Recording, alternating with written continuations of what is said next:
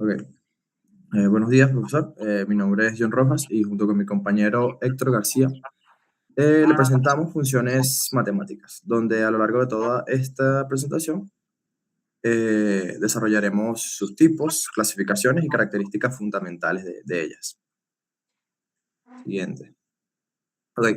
Las funciones matemáticas son como reglas o máquinas que toman un número de entrada y te dan exactamente un número de salida. Ellas son la herramienta esencial para describir cómo una cosa depende de otra, como el precio total de acuerdo a la cantidad comprada o la distancia recorrida en función del tiempo.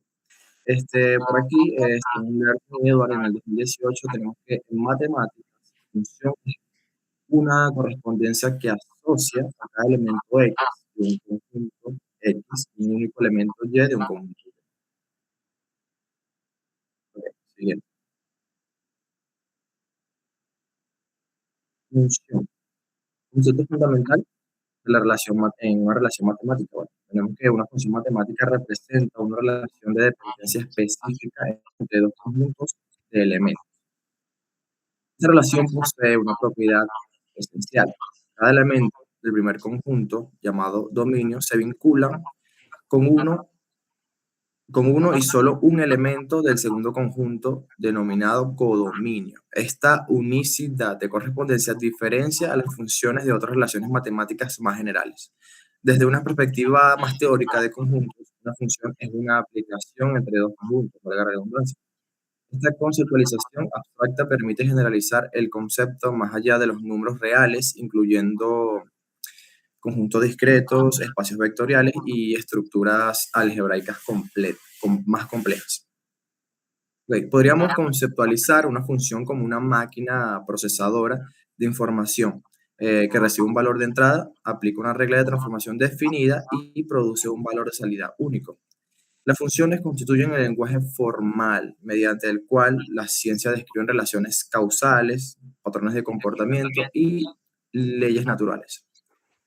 Su poder reside en la capacidad de hacer relaciones esenciales de fenómenos complejos, permitiendo análisis sistemático, predicción cuantitativa y optimización de procesos.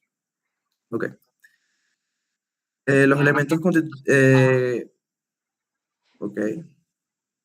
Ok, los elementos constitutivos fundamentales de una función son el dominio, el codominio y la regla de correspondencia, en donde el dominio es el conjunto de todos los valores de una entrada posible y el codominio es el conjunto de todos los valores de salida posible. En cuanto a la regla de correspondencia, se dice que es la ley que asocia cada elemento del dominio con un único elemento del codominio. Ok, ahora, tipos de funciones. Número uno, en los tipos de funciones se dividen en dos grandes grupos. El primero son funciones algebraicas conformadas por funciones polinómicas, racionales e irracionales, y las funciones trascendentes que se conforman de funciones exponenciales, logarítmicas y trigonométricas. Ok. Las funciones algebraicas podríamos decir que son aquellas que pueden expresarse mediante un número finito de operaciones algebraicas básicas. Es decir, puede ser suma, resta, multiplicación, división, potenciación con exponente racional y radicación. Estas se dividen en funciones polinómicas, que son funciones continuas con dominio en todos los números reales, y su comportamiento está determinado por su grado. Están definidas por la siguiente forma. Como aquí aparece, f de x es igual a sub n a la, por x a la n más. Esa es la expresión algebraica de las funciones polinómicas. Ahora las funciones racionales, las cuales son una función racional, para que la redundancia, perdón, que es una expresión matemática definida como el cociente o división de dos polinomios, expresada de la forma f de x es igual a p de x sobre q de x. Ahora las irracionales. Las funciones irracionales son funciones algebraicas en las que las variables independientes x se encuentra bajo el signo de un radical y se definen comúnmente como f de x es igual a raíz cuadrada de x. Número 2, funciones trascendentes. Comenzando por las funciones exponenciales, la cual son una función exponencial, es una función matemática de la forma f de x es igual a elevado a la x, siendo x cualquier número real, cualquier número natural, perdón.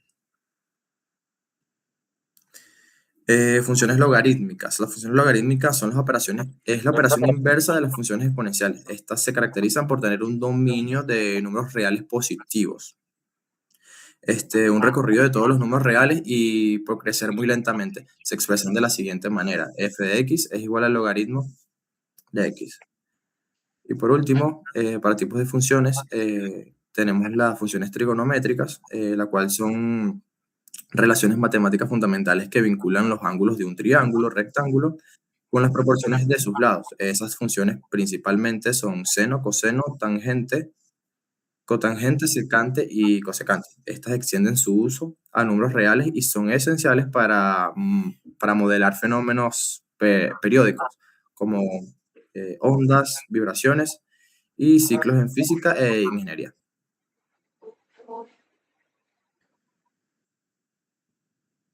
Listo. Ok, continuamos con la clasificación complementaria por propiedades estructurales. Ok, según el tipo de correspondencia. Ok, las funciones pueden ser inyectivas, sobreyectivas y biyectivas. Las inyectivas suelen tener una sola imagen en su rango, ¿ok? Desde el dominio. Es decir, que un solo valor de x puede tener un único valor en y.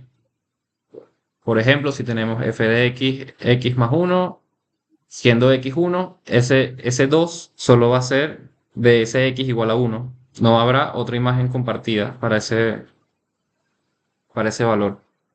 ¿Ok? Sobre las sobreyectivas, tenemos que ningún valor del rango es compartido por múltiples valores del...